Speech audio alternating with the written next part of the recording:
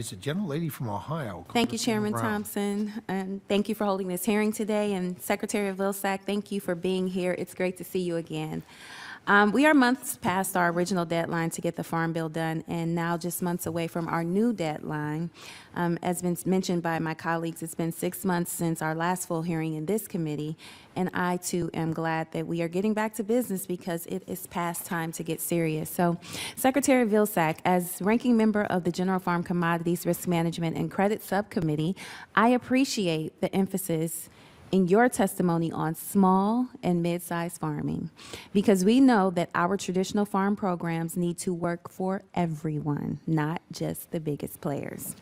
Given that the average age of the American farmer is increasing each year, promoting the growth of small, mid-sized, and urban farms is an effective way to bring new, younger faces into the industry. So can you talk more about which of the USDA's efforts for small, mid-sized, and urban farms are specifically targeted to or beneficial for new producers into the agricultural space? Well, there are a couple. I mean, first of all, we have 17 urban-centered initiatives in 17 cities across the United States to encourage urban agriculture. We have placed a Farm Service Agency office in each one of those 17 cities so that all of the programs that a farmer would have wherever they are located are available to those urban farmers. NRCS is also engaged in providing and ensuring that all of the conservation programs, from hoop houses to extend growing seasons, things of that nature, are available to those urban systems. I think we're also looking at ways in which we can promote market opportunities.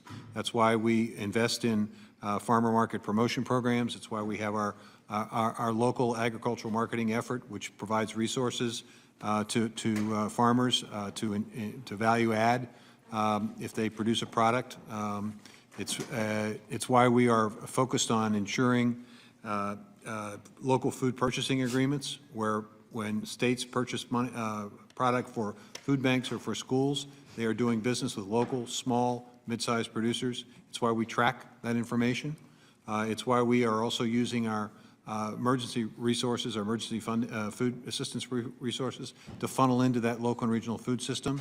And the reason for it is simple. When you go to the grocery store, the farmer gets roughly 15 cents of every food dollar that's spent. The net of that is about 7 cents to the farmer.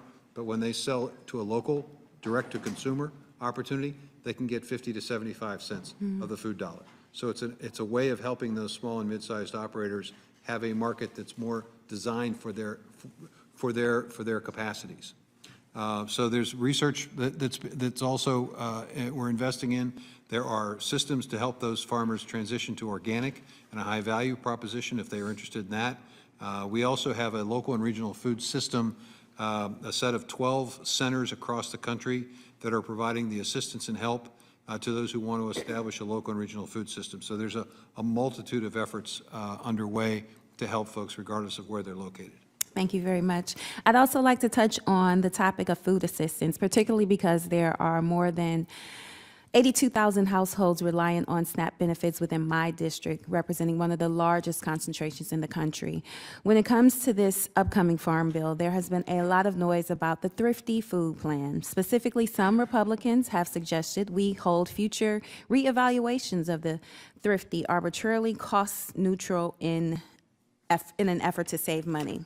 So, Secretary Vilsack, what would the theoretical impacts be to holding the Thrifty to the cost of the 2021 plan for another 20, 30, or 40 years? And most importantly, how would it impact SNAP recipients? Well, I believe that essentially it would result in us getting a benefit, as was the case in waiting 45 years to do what we did recently, that inadequately, if you will, meets the requirements and the modern day needs of a family.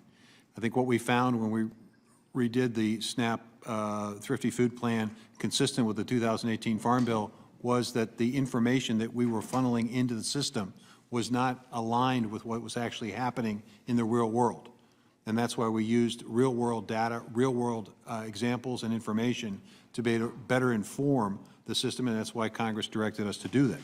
And it resulted in a 20-some% increase in the overall floor of SNAP. Well, thank you. It is clear in the upcoming Farm Bill, two essential objectives must be met. We must strive to both strengthen and expand our longstanding agricultural programs while simultaneously ensuring the protection of our nation's critical nutrition assistance. So I really hope my Republican colleagues are listening and will join Democrats in putting producers and people over politics. And with that, Mr. Chairman, I yield back. Gentlelady yields back.